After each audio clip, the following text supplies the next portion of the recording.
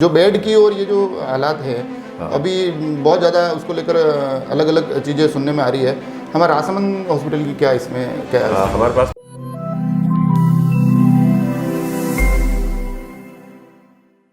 Corona ये शब्द सुनते ही दर्द, दहशत, सुरक्षा, सावधानी और इन सब के साथ एक बहुत बड़ा विषय कन्फ्यूज़न।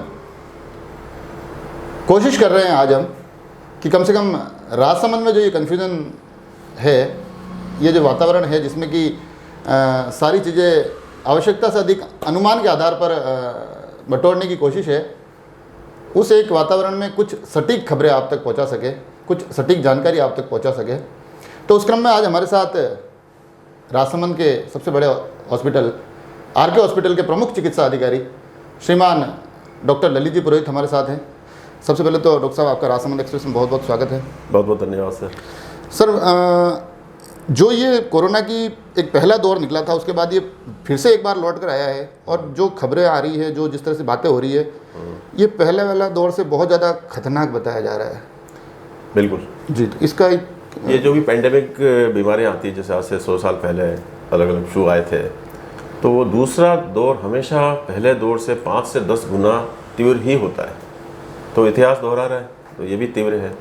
अभी हमें लग रहा है 4-5 गुना तो बढ़ा ही है, और आगे से क्या स्थिति होगी अभी कुछ नहीं कह सकते। पहले दौर में और दूसरे दौर में जो आपने एक भयावह स्थिति की जो जिक्र किया, उसमें एक बड़ा पहलू निकल के आ रहा है कि इस बार सब जगह एक ही चीज़ सुनाई दे रही है, ऑक्सीजन कम है, ऑक्सीजन कम है। ये जो वातावरण बन रहा है, ऐसे में हमारे आरके हॉस्पिटल की क्या अभी हालात क्या है? एक्चुअली सरकार ने पहले ही थोड़ा ध्यान रखकर हमारे यहाँ ऑक्सीजन जनरेशन प्लांट लगा दिया था जी। तो उससे हमें थोड़ी सुविधा है, क्योंकि वो ऑक्सीजन जनरेशन प्लांट 34 सिलेंडर, बड़े सिलेंडर पर डे जनरेट कर रहा है जी। लेकिन वो हमारे लिए पर्याप्त नहीं है सर जी। हमारे यहाँ इस समय 100 सिलेंडर चाहिए पर डे जी। और ये धीरे धीरे बढ़ ही रहे। जी। तो आज जैसे मैंने ऑर्डर 100 सिलेंडर का दिया है, अब आ जाएंगे। बड़ा जो प्लांट है जी। उसको यहाँ के लोकल प्रशासन ने अधिग्रहित कर दिया है और उनसे मेरी बात होगी तो आ जाएंगे। तो अभी तो हमें दिक्कत नहीं आ रही है।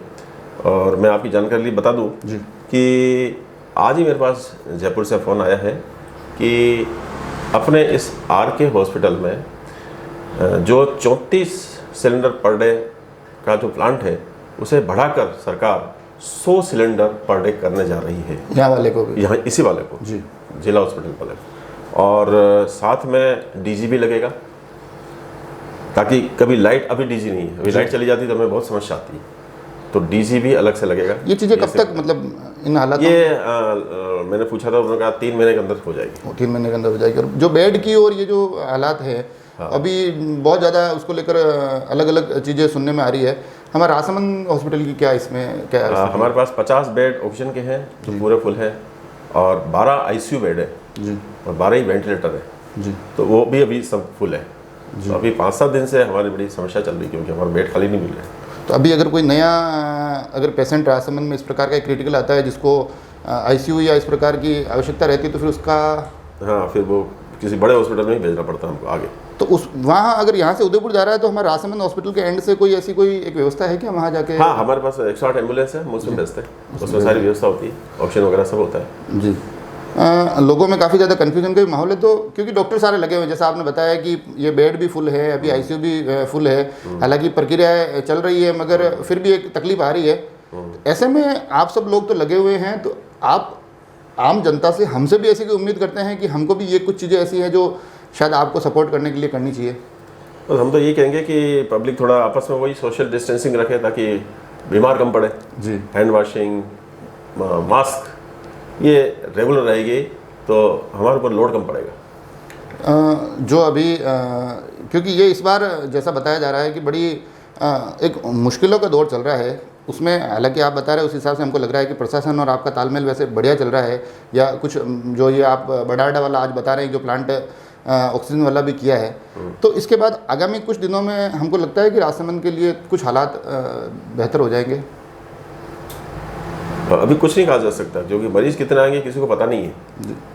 जैसे फॉर एग्जांपल अभी हमने 12 आईसीयू बेड है, और मैंने 20 ICU बेड बनाने की सारी प्रक्रियाएं पूरी कर दी है। जयपुर से बहुत जल्दी बढ़ भी जाएंगे जी। लेकिन अगर 20 हो जाएंगे तो वो 20 भी हमारे 4-5 दिनों पर जाएंगे जी। फिर तो अभी बड़ी असमंजस की स्थिति है, हमें भी पता नहीं कि लोड कितना होगा। अभी अनुमानित जो एक पेशेंट का आंकड़ा तो खैर हमारे सामने आ रहा है कितने कोरोना पॉजिटिव आए, हाँ। मगर पिछले कुछ दिनों में उनमें से जो इस बार बताया जा रहा है गंभीर बड़ी जल्दी हो रहे हैं। हाँ। ये क्या राजसमंद की क्या स्थिति इस मामले में? वही जो सारे वर्ल्ड की स्थिति है, जो इंडिया की राजस्थान की स्थिति, वही राजस्थान की स्थिति है जी। रिकवरी रेट वो स्लो हो गई है। इस दूसरी लहर में लोग एकदम सीरियस हो रहे हैं जी। पहली लहर में ऐसा ही था, तो यहाँ पे सीरियसनेस एकदम बढ़ जाती है।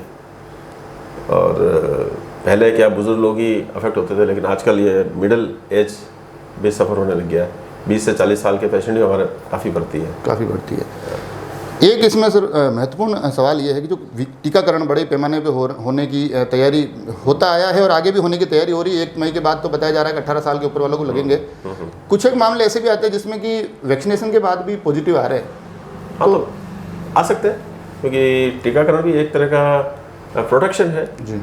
लेकिन अगर आपके वायरस का डोज आपका ज़्यादा चला गया है तो जांच में वायरस डिटेक्ट तो हो जाएगा।